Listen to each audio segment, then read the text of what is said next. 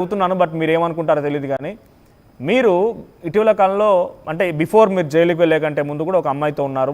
ఒక అమ్మాయి మిమ్మల్ని ఇష్టపడి వచ్చింది, మీలాగే దైవ కార్యక్రమాలు చేస్తానని చెప్పి వచ్చింది, మీరు పెళ్లి చేసుకున్నారు, అన్నీ జరిగిపోయాయి కదా. సో ఏంటి ఇప్పుడు మీరు ఇది పెళ్ళిగా కన్సిడర్ చేయడం లేదు ఎవరు కూడా. అప్పటి నుంచి అమ్మాయి కనిపించడం లేదు, తను కొన్ని రోజుల పాటుగా క్వారంటైన్కి వెళ్ళిపోయింది, అక్కడ సేఫ్గానే ఉంది. ఆ తర్వాత నుంచి కనిపించడం లేదు, అంతా సేఫే. ఇప్పుడు ఆ అమ్మాయిని వదిలేసినట్టేనే మీరు అమ్మాయి పని చేసుకోవచ్చా?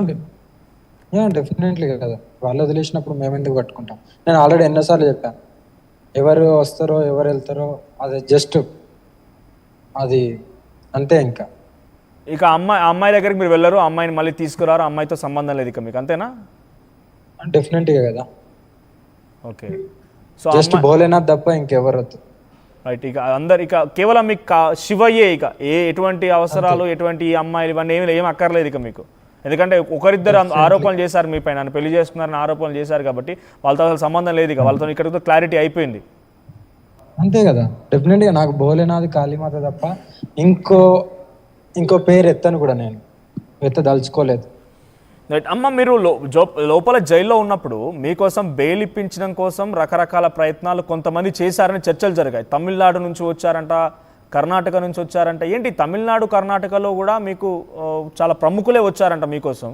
ఏంటి అక్కడ వరకు ఉందా మీ యొక్క భక్తుల సంఖ్య, లేకపోతే మిమ్మల్ని పలిచేవారు, మిమ్మల్ని నుంచి ఆరాధించేవారు? భోలేనాథ్ చూసుకుంటాను, భోలేనాథ్కే తెలవాలి.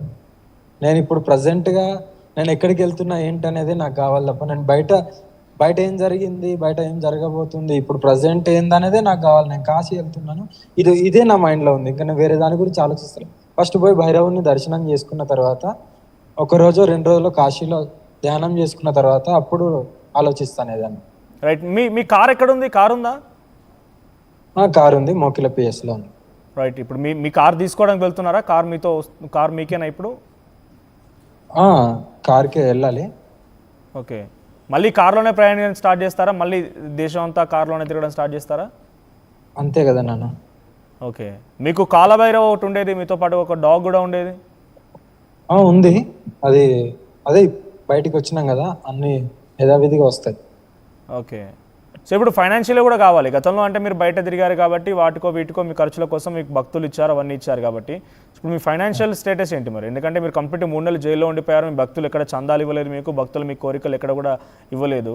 సో వాటితోనే నేను జీవితాంతం గడుపుతానని చెప్పి గతంలో మాట్లాడుకొచ్చారు. ఇప్పుడు ఏంటి మరి? చూద్దాం. ఇప్పుడే వచ్చాను కదా, ఆ కార్యాచరణ భోలేనాథ్ చూసుకుంటాడు.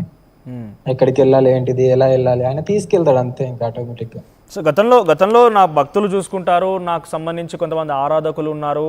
నాకు గతంలో మీరు మనతో పాటు ఆర్టీవీతోనే మాట్లాడినప్పుడు ఒక అమ్మాయితో కూడా కూర్చొని మాట్లాడారు కాబట్టి అప్పటి నుంచి ఇప్పుడు నాకు ఏమనిపించింది అని అంటే కంప్లీట్ మీరు ఏం మాట్లాడినా భోలేనాథ్ అంటున్నారు. అంటే ఈ మార్పు వచ్చిందా జైలుకి వెళ్ళి వచ్చిన తర్వాత?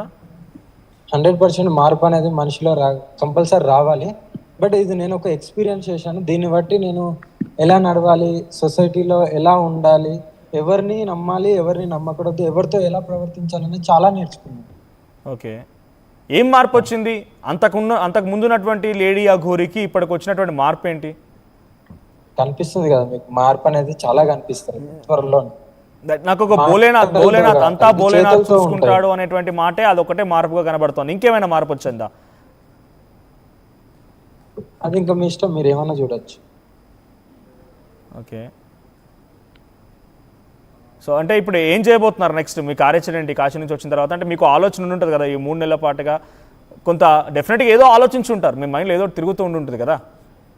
నేను ముందే ఏది కూడా ఎగ్జిక్యూట్ చేయను, నేను ఎప్పటిదప్పుడే చూసుకుంటాను. ఇంకా ఇప్పటి నుండి అయితే ముందే ఎగ్జిక్యూట్ చేసి దాన్ని మళ్ళీ నేను ఇలా చేసుకోదలుచుకోలేదు. సో గతంలో మీరు కొంత అగ్రెసివ్ కూడా మేము చాలాసార్లు కొన్ని వీడియోలో చూసాము. మిమ్మల్ని ఎవరైనా అంటే ఎట్టి పరిస్థితుల్లో ఊరుకోరు, అవన్నీ కొన సందర్భంలో డైరెక్ట్గా మీరు ఆత్మాహుతికి పాల్పడతా అన్న మాటలు కూడా ఉన్నాయి. ఇంకా మాటలు ఉన్నాయా? మాటలు మానేశారా? డెఫినెట్గా ఉంటాయి. అవి ఉండకుండా ఎప్పుడు నేను ఎంత అగ్రెసివ్ ఉన్నానో దానికి ఇంకా డబల్గా ఉంటుంది. కానీ మీ అగ్రెషన్ మీ పోరాటంలో మీ కార్యక్రమాలు చేసుకోండి, కానీ ఆత్మాహుతికి నేను నా స్వతహాగా నేను ఆత్మాహుతికి పాల్పడతానని చెప్పి మాట్లాడుకొచ్చారు. పెట్రోల్ కూడా ఎప్పుడు క్యారీ చేస్తూ ఉండేవారు. అవి మానుకున్నారా? ఇక ఆలోచన నుంచి విరమించుకున్నారా ఆలోచనలన్నీ?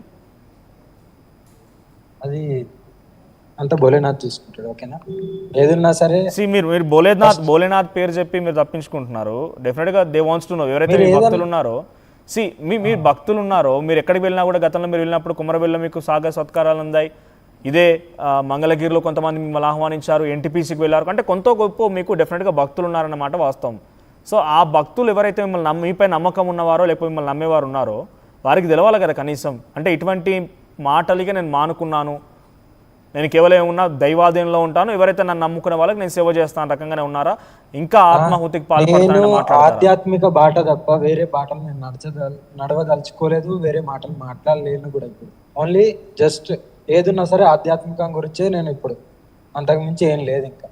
ఓకే, ఆత్మాహుతి అనే పదాన్ని మానుకున్నారా? ఇదొకటి చెప్పండి. నేను ఇంకా ఆత్మాహుతి అనే మాట మాట్లాడను అని చెప్పండి. Yeah definite. మీరు మాట్లాడరు ఇంకోసారి ఆత్మాహుతి అనే పదం చూద్దాం అంటున్నాను. ఓకే, అంటే ఇంకా ఆలోచన బట్టి నేను దేనికని నేను అప్పటిదప్పుడే నేను ఏదైతే ఉన్నానో అదే మాట మీద ఉంటాను. అప్పటిదప్పుడు నేను డిసిజన్ ఇప్పుడు నేను ఏదో అని మళ్ళీ తర్వాత అలా ఉండదు. బట్ దానికి నేను చెప్తాను ఎప్పుడు, దాని సందర్భం బట్టి నేను అది ఉంటుంది. ఓకే, జైలుకు వెళ్ళి వచ్చిన వారు చాలామంది బయటకు వచ్చిన తర్వాత కొంత బయట ఉన్నటువంటి నేచర్ అక్కడ ఉండదు కాబట్టి కొంత ఫిజికల్గా సిక్ అవుతూ ఉంటారు, అనారోగ్య బారిన పడుతూ ఉంటారు. సో మీ పరిస్థితి ఏంటి? You are very strong and fit, ఎందుకంటే మీరు గతంలో ఒంటికాలపై నిల్చోవడం కానివ్వండి, ధ్యానాలు చేసే సమయంలో కానివ్వండి చూసాం కాబట్టి. How you are feeling now? ఇప్పుడు కూడా నాకు ఇప్పటి వరకు ఎలాంటి హెల్త్ ఇష్యూస్ లేవు కూడా, ఉండేవి కూడా రావు. ఇక్కడ కొన్ని కామెంట్స్ వస్తున్నాయి, మిమ్మల్ని అడిగే వారి కామెంట్స్ గురించి మీరు డెఫినెట్గా సమాధానం చెప్పాలి, ఎందుకంటే మీరు నమ్మకం ఉన్న వాళ్ళే మళ్ళీ లైవ్ చూస్తూ కామెంట్ చేస్తున్నారు కాబట్టి. సో బయట ఉన్నప్పుడు మీరు కేవలం రోజుకు ఒకటే పూట తినేవారు, వారానికి ఒకసారి. మీరు గతంలో కూడా కొన్ని సందర్భాలు చూపించారు కూడా, మహేష్ కూడా మీతో పాటు ట్రావెల్ చేసి శ్మశానంలోకి వెళ్తే అక్కడ ఒక శవాన్ని మీరు తినడం చూసాం కాబట్టి. సో ఏంటి మీ ఫుడ్ స్టైల్ లోపలికి వెళ్ళిన తర్వాత ఎలా మార్పు వచ్చింది? మీరు దానికి ఒక రకంగా అలవాటు పడ్డారా? ఒకటే మధ్యాహ్నం అయితే భోజనం చేసేదాన్ని, అంటే ఒకటే పూట. ఓకే, సో అంటే సేమ్ మీ ఫుడ్ స్టైల్ అయితే లేదు అక్కడ? నేను ఫుడ్ బయట ఎలా ఉంటుందో లోపల కూడా అంతే. నేను ఫుడ్ గురించి ఎక్కువ పట్టించుకోను. నేను దొరికింది భోజనాది ఇచ్చింది తీసుకుంటాం, లేకపోతే లేదంటే. ఓకే, నాకు ఇదే కావాలి పర్టికులర్ గా ఇలాంటి తినాలనేది అయితే ఆలోచనలు నాకు ఉండదు. ఓకే, సో ఇప్పుడు మిమ్మల్ని చూసిన వారందరూ కూడా ఒకసారిగా సడన్గా మళ్ళీ అఘోరి రాగానే కొన్ని వందల మంది వేల మంది లైవ్లో చూస్తున్నారు.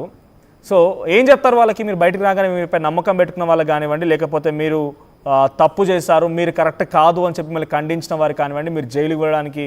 నేను ఒకటే మాట చెప్తున్నాను, తప్పు చేసిన్లు అనే వాళ్ళకు నేను ఒకటే చెప్తాను, నేను తప్పు చేసినో లేదో భగవంతుని తెలుసు.